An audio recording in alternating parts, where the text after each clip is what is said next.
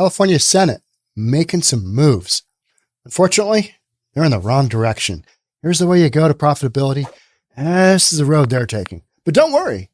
They've got the employees, safety in mind. Unfortunately, with the direction that retail is going, you won't need employees for that much longer because you're going to need a couple to run the kiosks where they're going to have you come and order all your goods, and then they'll hand them out to you at the, bulletproof counter. And other than that, you're going to shop online. So don't worry, in not too long, any of you employees out there, you won't need to be working, worried about your safety because you won't have a job. That's where we're headed with this kind of legislature. California Senate passes bill prohibiting employee confrontation of shoplifters. There's one sentence in this podcast that I think really exhibits where the mindset is of these senators who have clearly never run a business, let alone a retail business, in the midst of an overwhelming organized retail theft surge. Yeah, got that. Let's get into it. Let's see what we got going on in Cali. California legislators are working on contentious legislation that would prevent store employees from intervening to thwart shoplifting.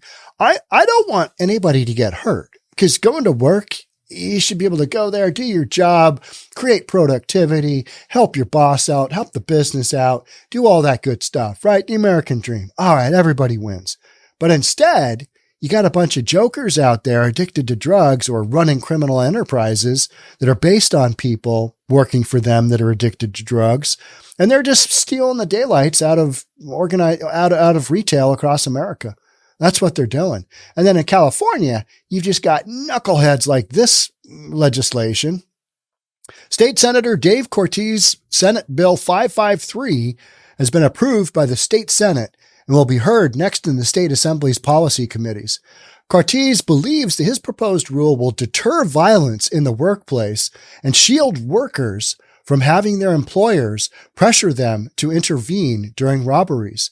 California Retail Association, meanwhile, is among many who are upset about the plans, calling them an open invitation for burglars to come in and steal. I believe it is an open invitation. I believe all of this policy is an open invitation to come in and steal. And you know what they're saying? They're saying, hey, we get your message loud and clear to the point where we're just going to take shopping cart after shopping cart, fill it up, and leave your store. And you know what you're going to do? Nothing. And this law further says you're going to do nothing. So this law emboldens criminals to shop, to come in and steal. Simple as that, right? Simple as that. I mean, it's just not that hard to figure out. But then these knuckleheads, especially in California, yeah, it's like they want to drive business out. It's like they're in the process. What's the best way we can figure out how to drive business out of California? What's the best way that we can come up with ideas to drive out any income producing revenue to the city, to the state, to the county? What's the best way? Oh, yeah, we can just hammer on business after business after business. And hey, they're doing a great job of that. 2 thumbs up. Because at the end of the day, stores have to be open to need employees. When they're not open, no employees. How's that work out? Yeah. So don't worry, employees, your safety is being considered, just not in an employment manner, right? California politicians are bickering after the murder of 26-year-old security guard Blake Mose in an attempted robbery at a Home Depot store in Pleasanton. Cities all around the state are struggling to contain criminal activity for similar reasons. Yeah, I don't want to see anybody murdered over, I think was that over like $14? I think it was. It was something just ridiculous. It just, shouldn't have happened. But the policy that's in place makes it impossible to not have this conflict because you've created a situation where you've literally said, come steal from us.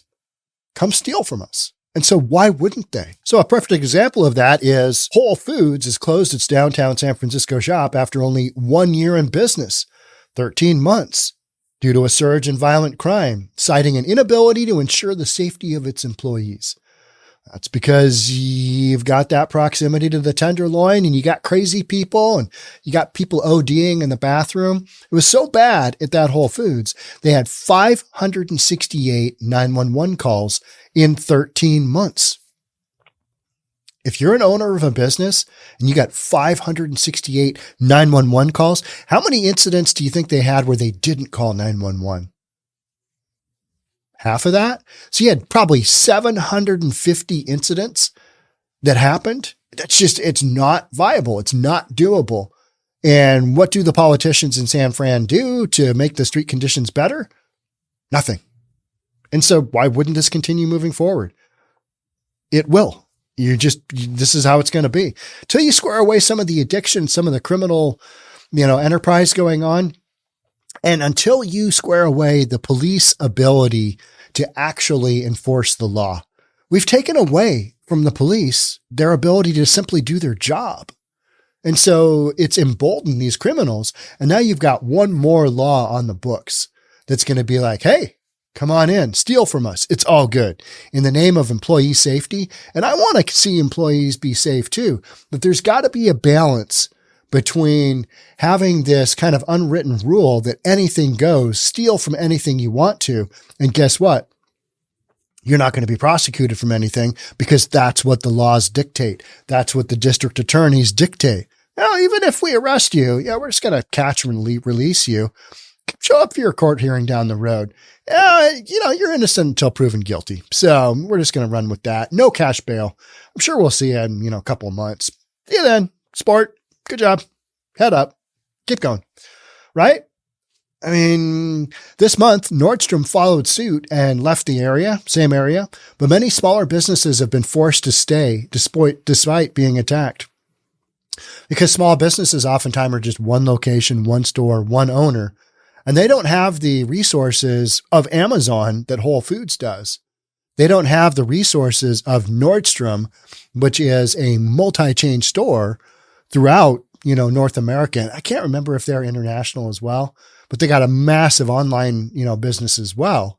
So if you don't have those resources and it's your kind of legacy, the store you created from scratch, and maybe you've had it 20 years, you're going to fight. You're going to go down in flames fighting because everything about your store is basically branded to an area oftentimes. And to make that move, you're starting over. And people don't want to start over. They want to continue riding the investments they've had in a business. And policy like this, where no, we don't want anybody to do anything, with these shoplifters. And a lot of times insurance companies have told their businesses that they're insuring, hey, we don't want you to have this physical confrontation either, because it's not worth it to us. So they basically just say, let those shoplifters go. But there's a point at which Nordstrom says and Whole Foods says, and other businesses say, we can't make a go of it. This is a hard no-go. Got to shut down. And that's kind of the level that we're at right now. A statement released by Target in November blamed organized retail crime for the company's staggering $400 million loss in earnings in 2022, prompting lawmakers to consider new legislation to combat stealing. You got to let police do their job. You've got to expand that threshold. Threshold's at $950. Anything less than you steal anything less than that in California, it's a misdemeanor. It's basically a parking ticket. Nobody respects that. You want to give somebody a year, maybe a couple of years for some shoplifting of a bunch of stuff, they might think twice about it.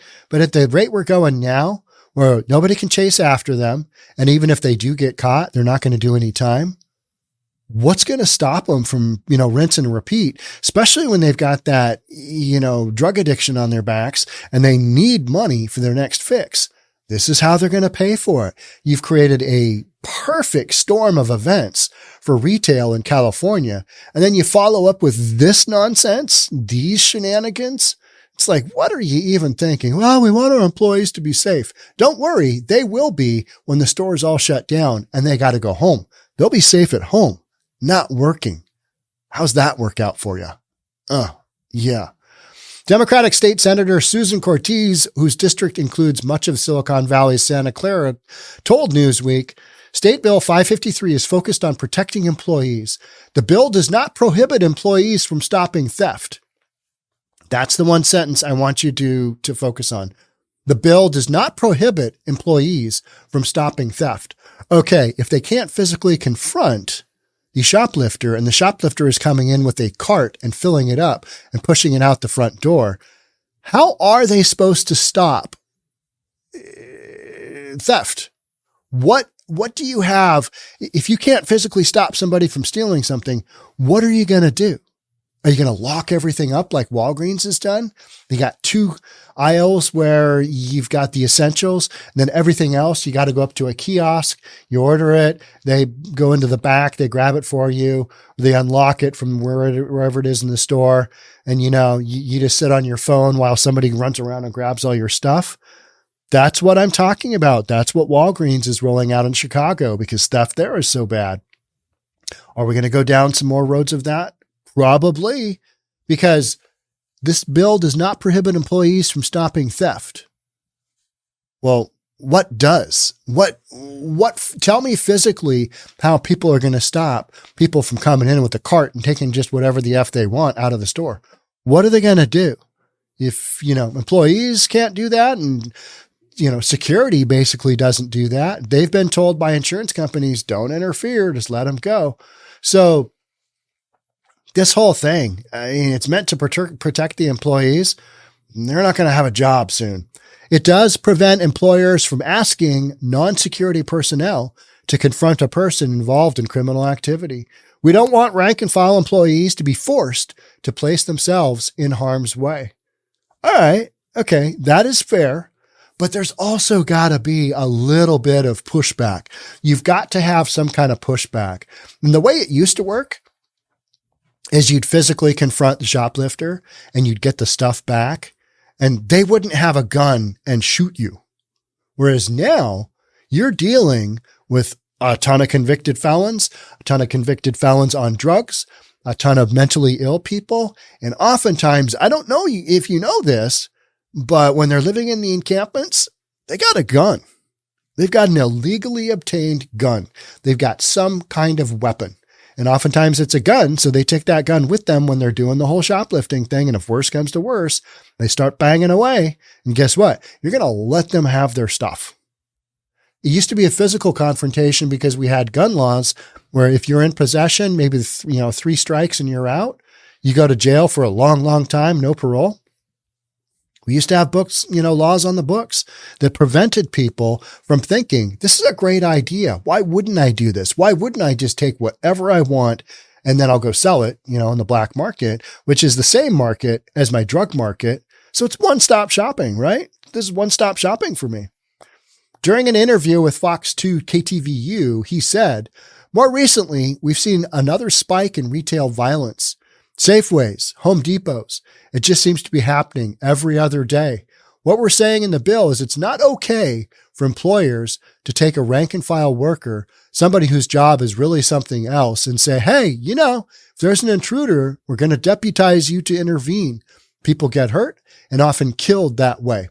All right. Well, yeah, but you're killing the business because now it's just one more thing that's going to be in the, people doing all the thievery in their favor of, and then the employees aren't going to, they're not going to stop me either. So let's just do this. Let's go ham. And that's what's happened. And that's why levels have elevated throughout the pandemic. People were emboldened by wearing their mask. Wear a mask. Everybody's wearing a mask. Why wouldn't we go in and rob? They can't tell us. They can't see us. We've got a mask on. We're going to get away scot-free. Cortez' office published a statement noting an increase in store assaults due to the pandemic, citing a New York Times report from 2022 that indicated a 63% increase in grocery store assaults between 2018 and 2020, and a 75% increase in convenience store assaults during the same time period. So we know that this has just gone through the roof. So nearly 2 million workers are impacted annually by workplace violence, according to OSHA, with female employees seeing greater rates of non-fatal injuries than male employees. Well, maybe don't create such a situation where people are so not afraid of shoplifting and getting into these situations because they see time and time and time again on video where people just bum rush a store, take stuff out and go. And it happens all day long until the point where the store closes down. And then people are like, I don't understand why they closed our store down. We're in a food desert now. And it's like, okay, have you been following the news at all? The people from your community are robbing your stores blind, and they are shutting down as a result. That's what you've got going on. And they're creating a situation where when you've got that kind of robbery going on, and those folks oftentimes have guns or weapons or whatever, and they're not afraid to use them. You know, it's like the Home Depot employee that I think was 26 or 27-year-old Home Depot employee shot and killed. Well, I think it was a loading bay. Shot and killed at a Home Depot loading bay, trying to stop somebody from shoplifting something. So there's got to be a happy medium. Unfortunately, this kind of thing is going in the wrong direction, and it sends the message, go ahead and steal from us. Go ahead and just take whatever you want from us. It's not a big deal. It's just, insurance will cover it. Loss prevention. You guys are still making money. You guys will still keep making money. You're just printing money over there. Well, not since the pandemic. You know, a lot of these stores have suffered with, if they're dependent upon foot traffic, and there's not a lot of foot traffic out there, or maybe they weren't considered here in Washington State. We had an essential and non-essential. And if you were non-essential, your business didn't stay open. You had to close it down and work remotely. Pretty tough to do for some businesses that are physically hands-on. And then you've got this massive increase in just, theft in general, because so much of it is driven by people with addictions, and they're not getting off that stuff anytime soon. I mean, the vast majority of people do not get off it in any kind of, regular pattern. It's not like, okay, we've identified that, you've got an addiction issue. You're smoking a lot of fentanyl. Therefore, we're going to get you some help, get you some treatment, get you back up on their feet. These folks don't want help. They just want to keep doing what they're doing. And the way that they support that habit is they steal from their community. And then we end up with a situation like this. And then we end up with ridiculous legislation where don't force the employees to confront the shoplifters. You've got a couple of instances where somebody gets killed. All right. Those are extreme, but you're going to have some extreme instances when you've basically just told all of these criminals, hey, the world's your oyster. Go do your thing. Just have your way with the city. It's okay. Because then even when you do that and something bad happens, like that Home Depot guy, and I'm not trying to minimize his death at all, but you got that happening. Well, now here comes along politicians creating a law that states, hey, go for it. Because you know what? One more level of pushback that no longer exists against shoplifters doing what they're doing to businesses in the entire California community. So this is also one more thing where, like, if you're a business owner and you're in retail at all or anything that has to do with shoplifting, this is kind of just one more sign of maybe Cali isn't the best place to run a business. That's what it comes down to, right? And if you've got any kind of ownership of anything and your politicians are saying, no, look, go ahead, let the bad guy take it. Let the bad guy just take it. Because, we're really concerned about your employees more than your ability to stay in business. Well, it's going to work itself out in the form of, if enough of this happens, stores close down. And we're reading about that every day. Like we talked about Whole Foods, like we talked about Nordstrom. That is just the continuation of how this is going to go.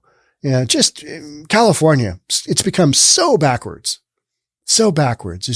It's all about, they just work their way in literally backwards into a situation. And by the time they turn around and look forward, they're like, oh, God, this isn't good. Oh, this is all happening.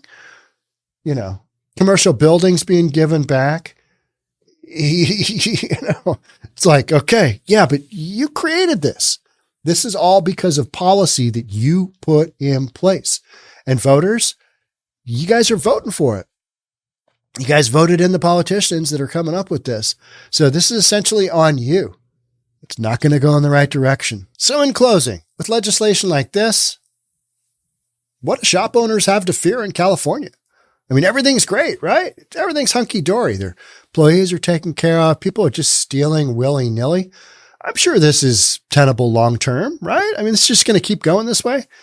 Nah, you're going to have pushback at some point in time. How long is it going to take for the citizens of California to finally realize, oh, these politicians are upside down. We don't have any stores open anymore. Oh, our goods cost us more. How about a policy that California put in place on the insurance deal? State Farm has pulled out. Allstate has pulled out. You've got two of the four biggest insurance carriers in California saying, due to your policy, we can't insure here anymore.